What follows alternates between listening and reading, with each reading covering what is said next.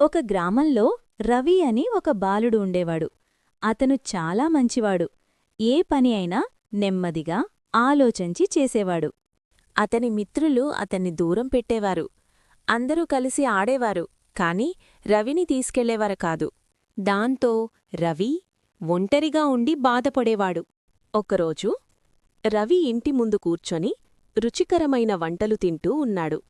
మిత్రులందరూ వచ్చి చూస్తున్నారు, కాని రవి ఎవ్వరికీ ఇవ్వలేదు.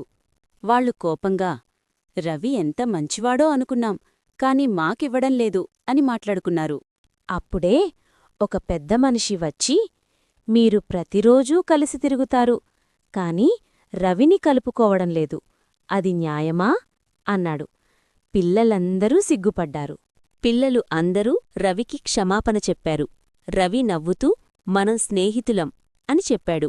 అప్పుడే రవి రుచికరమైన వంటలు తీసుకొని వచ్చి అందరికీ ప్రేమగా పంచాడు. కలిసి తింటూ సంతోషంగా నవ్వుకున్నారు. ఈ కథలో నీతి ఏమిటంటే, మనం ఇతరులను ఎలా చూసుకుంటామో వారు మనతో అలానే ప్రవర్తిస్తారు.